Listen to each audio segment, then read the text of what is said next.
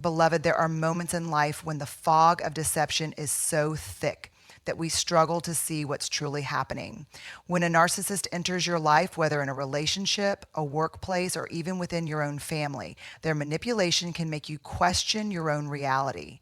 They twist words, rewrite history, and create chaos, all while convincing you that you're the problem. But here's the truth. God sees what you cannot. He is not fooled by charm, deception, or illusion. While you may feel lost in a web of lies, God stands outside of it, seeing the full picture, knowing every hidden intention, and holding the truth in his hands. When we are caught in the storm of narcissistic abuse, it's easy to feel isolated, unheard, and unseen. Gaslighting and emotional manipulation can make you doubt yourself, eroding your confidence and making you wonder if you're overreacting. But God, in his infinite wisdom, sees through it all. He knows the pain you've endured, the silent tears you've cried, and the burdens you've carried. He knows every whispered prayer you've sent up in the darkness, every moment you've wondered if anyone truly understands what you're going through, and he does. Even when others don't see the truth, even when you yourself struggle to understand it, God's vision is clear. Sometimes we long for immediate justice, for the wrongs to be exposed and the truth to come to light in a way that everyone can see. But God's timing is not always our timing. That doesn't mean he's ignoring your pain or turning a blind eye to the injustice. Instead, he is working in ways you cannot yet see. He is preparing your heart, strengthening your faith, and positioning you for something greater. Just because you don't see movement doesn't mean nothing is happening. God's vision reaches beyond the present moment into the bigger picture of your healing, your purpose, and your future. There's a story in the Bible where Elisha's servant panics because an enemy army surrounds them. He sees no way out, only certain destruction. But Elisha prays, Lord, open his eyes so he may see. And suddenly the servant's eyes are open to a heavenly army, chariots of fire surrounding them, protecting them all along. That's what God does for you. You may only see the battle in front of you, but he sees the armies fighting on your behalf. You may only see the confusion, but he sees the path forward. You may only see the pain, but he sees the restoration that is coming. God's sight is perfect. He doesn't just see what's happening now, he sees where it's leading. He sees the wounds inflicted by deception, but he also sees the healing that's on the way. He sees the relationships that have been damaged, but he also sees the ones he's preparing for you, ones built on love, honesty, and mutual respect. He sees the lies that were spoken over you, but he also sees the truth he has planted deep inside of you, a truth that will set you free. So what do you do when you feel blind to the truth? You lean into the one who sees it all. You trust that he is not absent in your suffering. You trust that he is revealing what you need to see in his perfect timing for your protection and your growth. Sometimes God doesn't show you everything all at once because he knows that revelation, when given too soon, can be overwhelming. Instead, he peels back the layers gently, at a pace that allows you to heal as you see. The enemy would love for you to believe that you're alone, that no one sees what's happening, that no one understands. But that's a lie. The God of all creation sees you. He knows your heart, your struggles, and the truth of your situation. And he is not distant. He is near, guiding you, protecting you, and leading you toward freedom. Beloved, hold on to this. When the world seems confusing, when people twist reality, when you struggle to know what is true, remember that God's vision is never clouded. He sees beyond the facade, beyond the manipulation, beyond the pain. He sees you, and that is enough. Beloved, there are wounds that no one else can see, hurts that don't leave visible scars but cut just as deep. When you've been hurt by a narcissist, someone who twists your words, plays with your emotions, and drains your spirit, it can feel like your very heart is under attack. You start to question yourself, your worth, your reality. But even in the middle of that pain, there is one truth you can hold on to. God protects your heart. He stands as a shield around you, even when the enemy comes in disguise. The human heart is precious. It's the place where love, trust, and vulnerability live. That's why the enemy works so hard to corrupt it through toxic relationships and emotional abuse. The goal of a narcissist is not just to hurt you, it's to harden you, to make you bitter, to make you lose hope in love and goodness. But God is not just in the business of healing hearts, He is in the business of protecting them. He guards you from becoming like the one who hurt you. He reminds you that even though someone tried to tear you down, your ability to love, trust, and believe in goodness is still intact. You may not always feel protected in the moment. In fact, there may have been times when you wondered, God, why did you allow me to go through this? But protection doesn't always mean avoidance. Sometimes it means endurance. Sometimes God allows you to walk through the fire, not because He enjoys your suffering, but because He knows that when you come out on the other side, your heart will be stronger, your wisdom deeper, and your faith unshakable. God's protection isn't just about keeping you safe, it's about keeping you whole. When we experience emotional harm, we often want to build our own walls, to shut people out, to promise ourselves that we will never trust again. But God calls us to something greater. He doesn't ask us to guard our hearts with fear, He asks us to guard them with faith. Proverbs 4:23 says, above all else, guard your heart, for everything you do flows from it. Guarding your heart doesn't mean closing it off to the world. It means entrusting it to the one who can truly protect it. It means refusing to let bitterness take root. It means allowing God to heal the cracks and reinforce the foundation so you can love and live freely again. Maybe you felt the sting of betrayal, the weight of unkind words, the exhaustion of being constantly devalued. Maybe you've built walls so high that even God feels distant. But beloved, He is not distant. He is near, whispering to your heart that it is still good, still worthy, still capable of joy. He sees what was done to you, and He is not indifferent. He is actively working to restore what was broken, to fill the empty spaces with His love, to soften the edges that pain has sharpened. One of the most beautiful ways God protects your heart is through His truth. A narcissist will feed you lies. Lies about yourself, about your worth, about your future. They will try to convince you that you are small, that you are unworthy, that no one will ever love you the way they do. But God's truth breaks every one of those lies. His word says you are fearfully and wonderfully made. Psalm 139:14. His word says you are loved with an everlasting love. Jeremiah 31:3. His word says He has a plan and a purpose for your life. Jeremiah 29:11. When you fill your heart with His truth, the lies lose their power. Healing takes time. Trusting again takes time. But as you walk this journey, know that God's hands are on your heart, holding it gently, mending it piece by piece. He is not just patching up the wounds, He is making something new. The pain will not define you. The betrayal will not be your identity. You are not broken beyond repair. You are being rebuilt, redefined, restored. Beloved, let this be your assurance. God is not just watching over you from a distance. He is actively protecting your heart. He will not let the pain steal your joy. He will not let the lies overwrite the truth. He will not let the betrayal rob you of your ability to love and trust again. Your heart is in His hands, and there is no safer place to be. Beloved, pain has a way of making us question everything.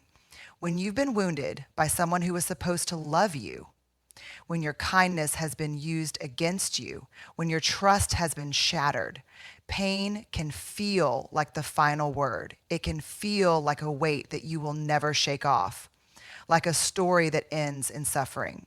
But here's the truth.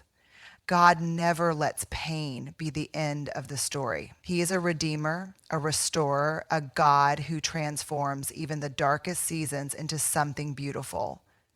The pain you have endured is not wasted. The tears you have cried have not fallen unnoticed. God is at work even now, redeeming what was meant to break you. When we go through deep hurt, especially at the hands of a narcissist, it's natural to wonder, why did this happen? Where was God in all of this? And while we may not always get the answers we seek, we can trust in this. God does not allow pain without purpose. That doesn't mean he caused it. He is not the author of harm or evil, but he takes what the enemy meant for destruction and uses it for good. He takes the very thing that was meant to silence you and turns it into a testimony that will set others free. What once felt like a season of loss becomes a season of transformation. Think about the stories in Scripture. Joseph was betrayed by his own brothers, sold into slavery, falsely accused, and thrown into prison. But God wasn't finished. He used every hardship to position Joseph for something greater, to place him in a role where he could save an entire nation. What if Joseph had given up in the middle of the pain? What if he had believed that betrayal was the end of his story? The same is true for you. You may not see it yet, but your pain is not the end. It is the beginning of something greater than you can imagine. One of the hardest things to accept is that redemption doesn't always look the way we expect. We want justice in the way we envision it.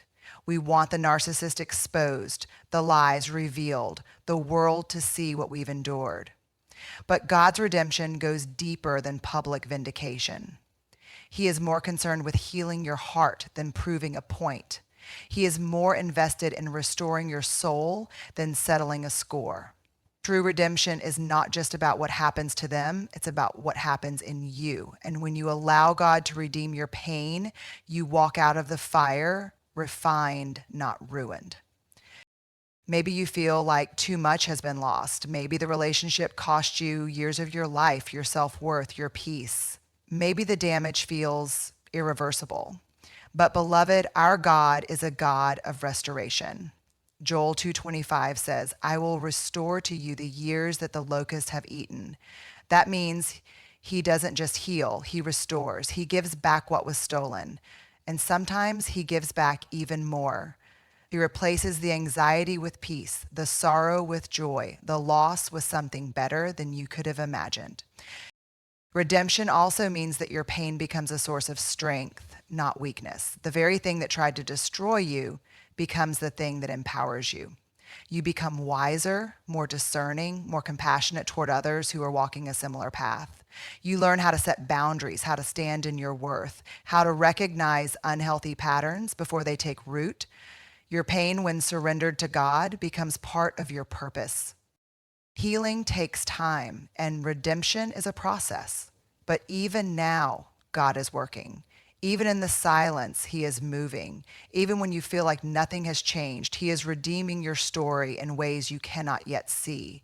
One day you will look back and realize that the pain didn't define you, it refined you. You will see how God used what was meant for harm and turned it into something that glorifies him and strengthens you. Beloved, hold on to this. The pain was real, but so is the redemption. The suffering was deep, but so is the healing. God is not finished with you. He is writing a story of restoration, of renewal, of resurrection. And when he redeems your pain, he does it completely. Trust him with your healing. Trust him with your story. He is the God who turns ashes into beauty, mourning into dancing, and brokenness into something glorious.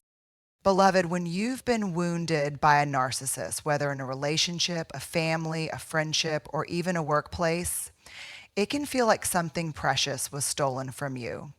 Maybe it was your peace, your confidence, your sense of self.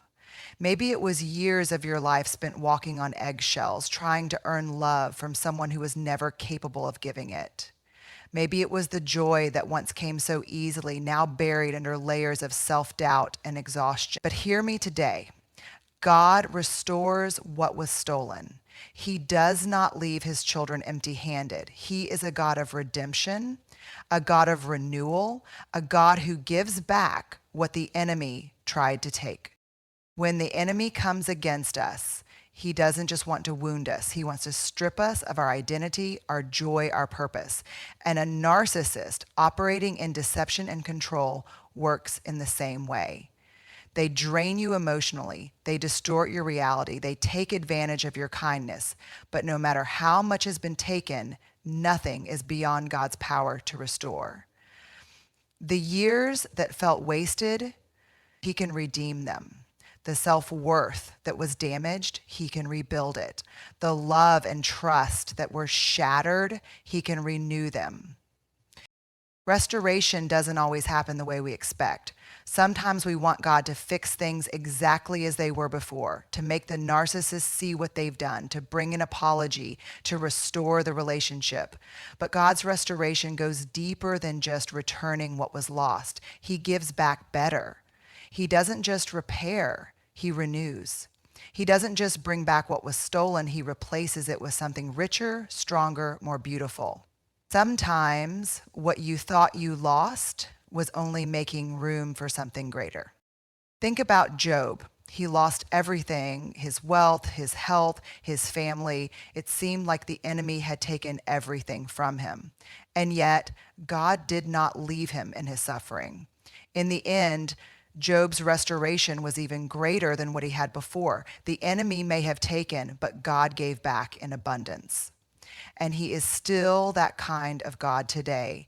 No matter how much you feel like you've lost, God is in the business of giving back in ways you never imagined. One of the hardest parts of healing is believing that restoration is possible. After so much loss, after so much hurt, it's easy to believe that things will never be the same again. And you're right, they won't. But they will be better. Because God is not restoring you to who you were before the pain. He is making you stronger than you were before. He is building resilience where there was once weakness, wisdom where there was once naivety, and faith where there was once doubt. God's restoration is not just about what you get back, it's about who you become in the process. He takes the broken pieces of your story and crafts something new, something powerful. The pain that once silenced you becomes the platform for your testimony. The experiences that once left you feeling small become the very things that help others find healing. This is the beauty of God's restoration. He doesn't just fix things, he transforms them. Beloved, you may feel like you've lost too much, like too much time has passed, too much damage has been done, but let me remind you, nothing is impossible for God. What was stolen from you, your peace, your joy, your sense of self, he is restoring. And when God restores, he doesn't just bring you back to where you were, he takes you further, deeper, higher. Hold on to this truth. Restoration is coming. It may not look the way you expect. It may not come on the timeline you desire, but God is faithful. He is not finished with your story. He is restoring your heart, your hope, your purpose. And when he restores, he does it completely. Keep trusting, keep believing, keep moving forward because your best days are still ahead. Beloved, there are battles in life that we are never meant to fight alone. When you've been wounded by a narcissist, someone who twists the truth, manipulates your emotions, and drains your spirit, it can feel like you're constantly defending yourself.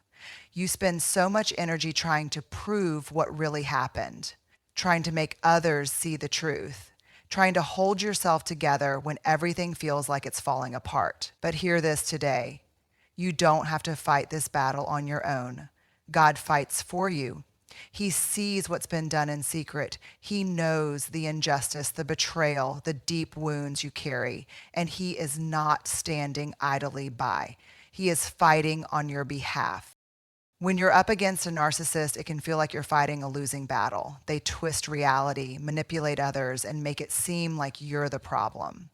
They gaslight you into questioning your own memories, your own emotions, your own worth. And after a while, you start to wonder if you'll ever be free from their grip. But beloved, God has already declared your victory. Exodus 14:14 says, "The Lord will fight for you. You need only to be still." That means you don't have to exhaust yourself trying to fix things, trying to expose the truth, trying to prove your worth. God is handling it. The battle is not yours. It's His.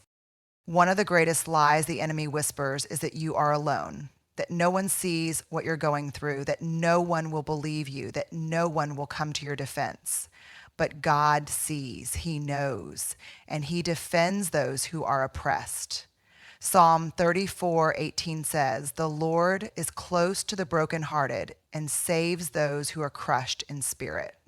That means when you feel the most abandoned, when you feel like no one understands, when you feel crushed under the weight of someone else's deception, God is right there, fighting for you, lifting you up, refusing to let the enemy have the final say. Sometimes we expect God's fight to look like immediate justice, like the narcissist being exposed, like the truth coming out in a dramatic way, like everything being set right in an instant. But God's ways are higher than ours. His fight isn't always loud. Sometimes He fights for you in the quiet places, in the unseen moments. He fights by protecting you from dangers you never even knew were coming. He fights by closing doors that would have led to more harm. He fights by healing your heart so that the narcissist no longer has power over your emotions.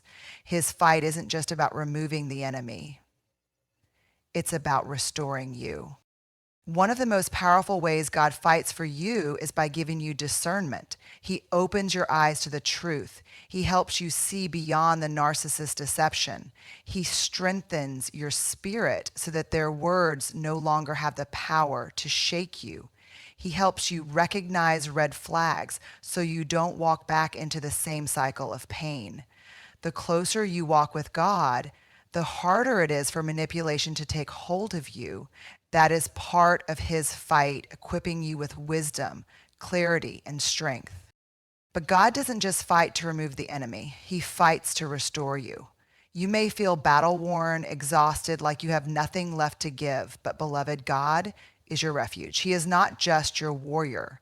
He is your healer. He fights for your peace. He fights for your future. He fights for your ability to love again, trust again, hope again. The enemy wanted to destroy you, but God is using this battle to make you stronger. What was meant for evil, He is turning for good. Maybe you're in the middle of the fight right now. Maybe you're still dealing with the narcissist's mind games, still feeling the weight of their manipulation, still trying to break free from their influence. If that's you, hear this. You are not defenseless. You are not powerless. You serve a God who goes before you, who stands behind you, who surrounds you with His presence. You are not fighting alone. And the victory does not depend on your strength. It depends on His. Beloved, hold on to this truth. God fights for you, not just in one moment, not just in one battle, but always.